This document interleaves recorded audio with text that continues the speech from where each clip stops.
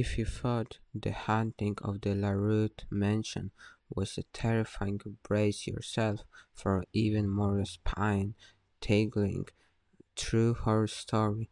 This tale of the Surnature will leave you sleeping with the lights on. The demon of a Brownsleaf Road.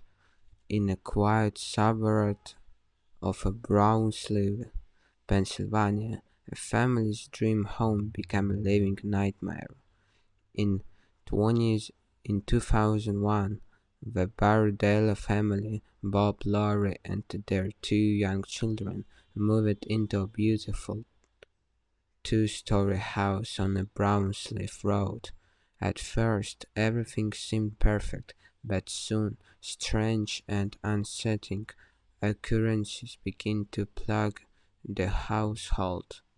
Lights would flicker on and off, doors would slam shut by damn slaves, and the family would hear unexpected noises throughout the night, scratching, banging, and even the sounds of a child louder.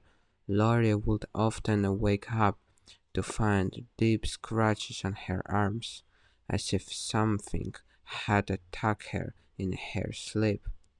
As the paranormal activity escalated, the Bardella family began to suspect the, that their home was haunted by a malevolent entity.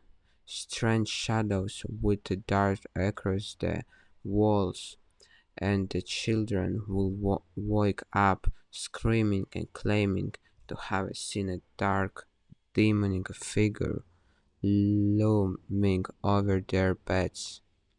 Terrified, the family called in the team of paranormal investigators, who confirmed that the house was indeed the site of an intense supernatural activity. Using a specialized equipment, they detected powerful electromagnetic fields and recording a chilling audio of unexpected voices and sounds. The investigators considered that the house was being haunted by a powerful demonic presence, a dark entity that seems to feed off the family, fear, and to disappear. The entity would often manifest as a tall shadow figure with glowing red eyes tormenting the Bardellas and making their lives living hell.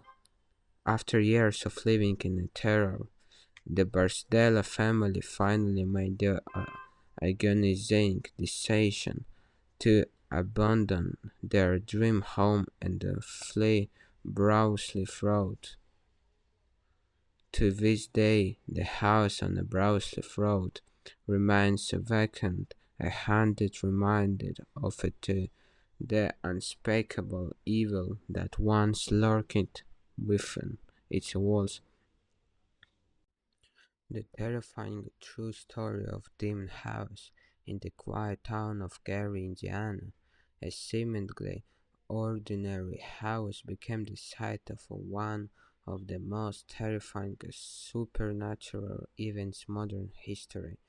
This is the chilling true story of Demon House.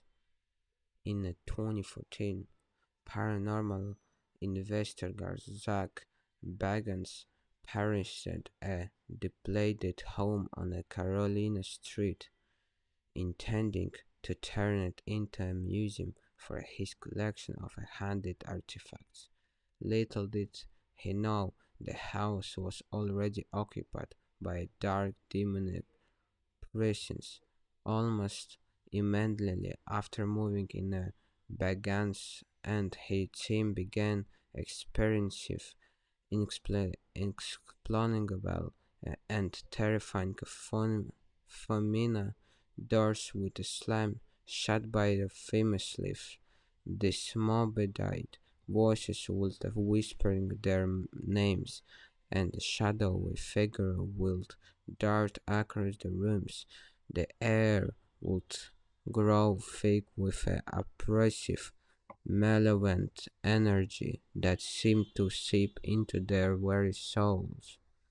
As the paranormal activity escalated, Begans and his crew began to fear for their lives. They reported being physically attacked by an unseen force with deep scratches appearing on their bodies. One member of the team even claimed to have been possessed, his body controlling and his voice deepening to a demon growl. Terrified Bagans called in the team of demon glosters and exorcists, who confirmed that the house was indeed the site of a powerful demon presence. The detective, intensely electromagnetic fields, heard the sounds of an inhuman growls, and even computed footage of a young boy's face transforming into a horrifying demon visage. Ultimately, the demon forces proved to be too much for the team to handle. Begins was forced to abandon the house, sealing it off and warning others to stay away. To this day, the demonic house on a Carolina street remains a source of interesting fear and fascination, a testament to their terrifying power, the supernatural. The curse of a donor party. It the winter of an 1846-1847. The Donner Party, a group of American pensioners, became stranded in the Sierra Nevada mountains of California, trapped in the snow and running out of a suspicious they were forced to resort to cannibalism to survive. The few survivors reported horrific scenes, the sounds of screaming, to the smell of the roasting human flesh, but the true horror did not end free. The spirits of the dead pioneers were said to haunt the very group they had died upon, with ghostly figures wandering the snow-covered landscape and the gushed cries echoing through the air. Even today, the Donner Pass is believed to be haunted by the restless souls of the Donner Party, chilling reminders of the depths of human suffering and the intense power of the supernatural. If you like the video, subscribe to my channel. Thank you for watching. Bye guys.